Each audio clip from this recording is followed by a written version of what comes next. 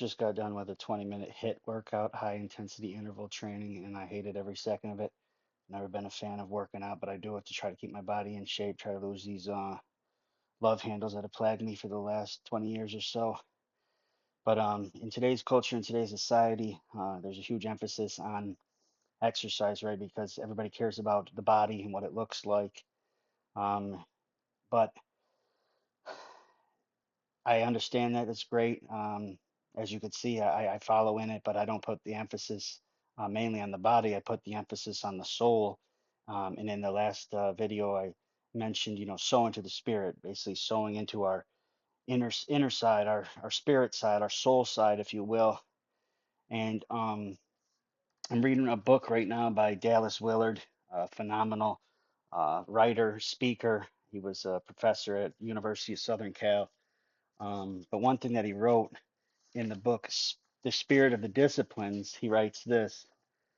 He writes, amid a flood of techniques for self-fulfillment, there is an epidemic of depression and suicide, personal emptiness and escapism through drugs and alcohol, cultic obsession, consumerism, sex, violence, all combined with the inability to sustain deep and enduring personal relationships. So obviously the problem is a spiritual one, and so must be the cure.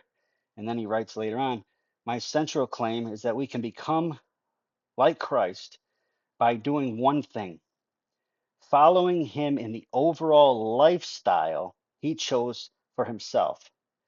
If we have faith in Christ, we must believe that he knew how to live.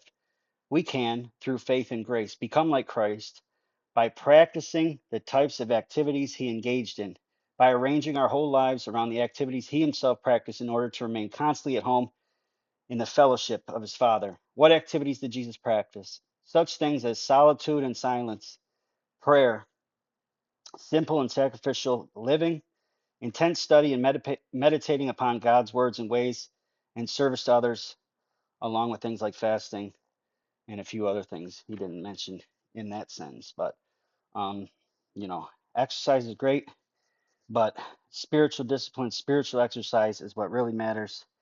And it's what will draw us closer to God. It's what will give us a sense of purpose, a sense of peace, um, and just bring a lot of fruit to our lives. So I love your world, um, and may we learn to walk and live in the ways of Jesus.